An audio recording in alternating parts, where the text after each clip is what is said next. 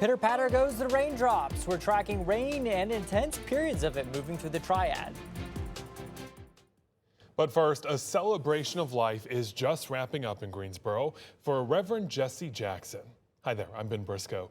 The International Civil Rights Museum held the tribute, and it's been going on for about 2 hours now. Multiple people who knew Reverend Jackson spoke about his character and impact on the Triad, from his time as a student at North Carolina A&T to the work he did to fight for women at Bennett College. The message was clear. Jesse Jackson fought for everyone who needed a voice. But the impressive thing about Jesse is his vocalness. He had slogans that got your attention. That was the slogan that got Bennett girls' attention. But he had other slogans that you always gravitated towards. And then he had the aura about him that always kept you captivated. And that's what he did for us. Even in informal conversations, he took center stage. Reverend Jesse Jackson has a lifelong connection to the Triad as, of course, a graduate of North Carolina A&T. His role in the 1960 sit-ins and leading thousands in a peace march downtown, all etching his name into Greensboro history. Take a live look over the Triad. A change from the clear skies we've enjoyed for most of the last week. Thick, dark clouds bring the chance for scattered showers. In Winston, you see the raindrops on the camera there. Let's bring in meteorologist Alex Williams to find out how long this is going to stick around. Well, Ben, this is, first of all, some much beneficial rainfall. We're still dealing with that drought, so we still need lots of rainfall to help us out there. This is what West Wendover looks like right now. It is absolutely pouring, so some moderately heavy downpours moving through, all in advance of a front that's continuing to progress its way towards the Triad. Look at the heavy rain here across portions of the Triad. We're talking here from, say, Winston-Salem, Forsyth County's definitely been seeing quite a bit of that heavy rain. And then up towards, say, western Guilford County, just like I showed you there, West Wendover and High Point, seeing some of those very heavy rain showers at times, and not just rain showers, but also some thunderstorms. Most of the electricity has been kept far to our south and east this afternoon, where the better instability has been. But nonetheless, we have seen a couple of lightning bolts there in some of the heavier downpours. And so we are seeing some thunderstorms embedded in this mess of kind of some rain. Well, rainfall today, as it starts to pick up out here on the weather deck, you can see that we've picked up beneficial rainfall. Again, about 3/10 of an inch to 1/4 inch of rain there into Davidson County. Rain chances, they'll be sticking with us the next couple of hours, but they're not going to stay with us through the entire night. We're talking the lower 20s as far as the precipitation chances, and that could lead to some morning fog development, especially as things start to taper off and we cool off a little bit. As we go through the day tomorrow, though, we're talking very nice day ahead. Mid-70s, maybe some upper 70s, depending on how long we hold on to the fog. Foothills tomorrow, upper 70s for us here in the Triad. Again, I think mid to upper 70s is a good bet, I should say. Now, as we go into the next 7 days and look at that 7-day forecast, you can see how temperatures do start to warm up, especially into Tuesday, where we're probably going to break another record. Wednesday, mid-80s there. And then we're taking a tumble as we head into Thursday, only the lower 60s. When storms come, remember WFMY News 2 is your source with the most accurate weather team in the Triad. We've got more than one way to help you prepare. Download the WFMY News 2 weather app to get the alerts sent right to your phone, or stream our 24/7 radar to track them yourself.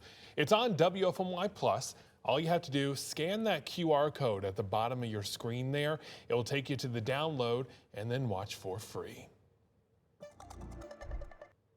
New at 6, another American soldier has died in the war with Iran.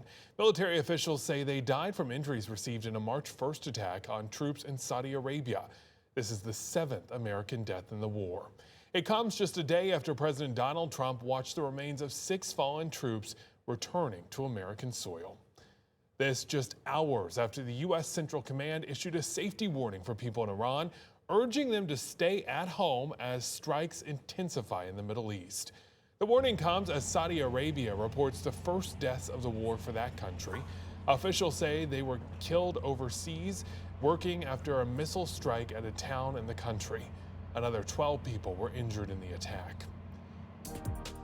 All of this as tensions escalate between the U.S. and Iran, with missile strikes and retaliation against U.S. allies in the region. Nicole Killian has the latest as President Trump calls for Iran's unconditional surrender. The Pentagon said Sunday a 7th U.S. service member has died from injuries received during Iran's initial retaliatory attacks last weekend. The service member was seriously wounded during an attack in Saudi Arabia on March 1st. This news comes as plumes of smoke rose from an oil refinery in Tehran on Sunday after it was struck by Israeli and U.S. forces. Throughout the weekend, the U.S. continued airstrikes on Iran, bombs lighting up the sky.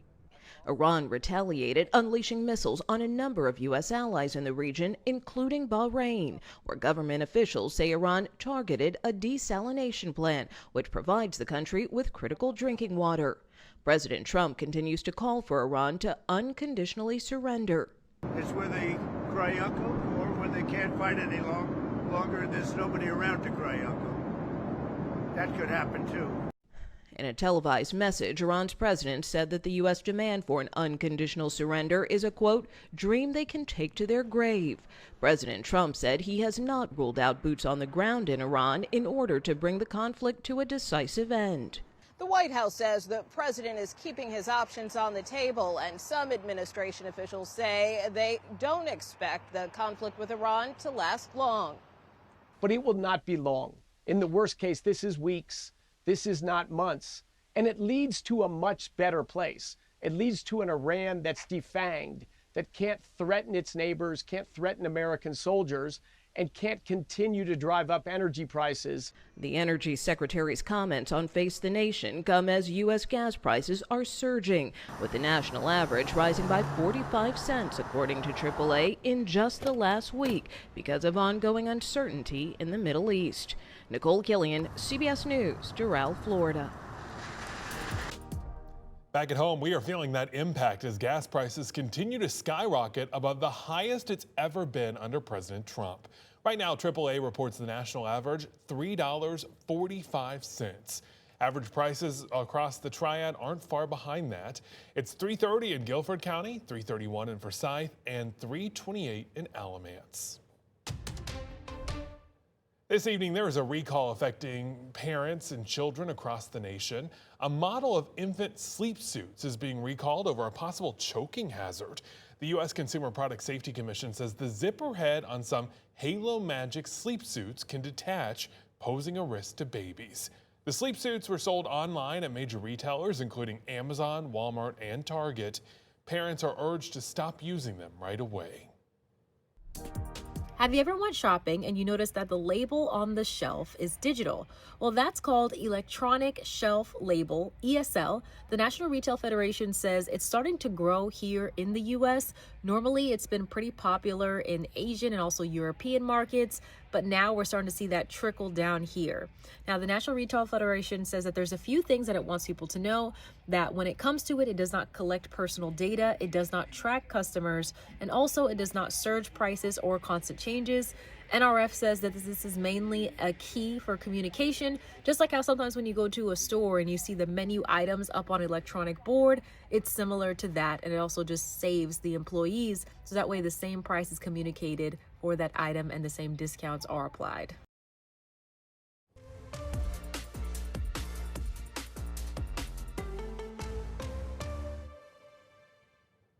Hard to believe it is already tournament season in college basketball, and while some teams are heading into the off-season, one Triad program is dancing again. High Point University just clinched their ticket to the NCAA tournament for the second straight year. This is huge for them. Our Bryce Parker has more on all the excitement.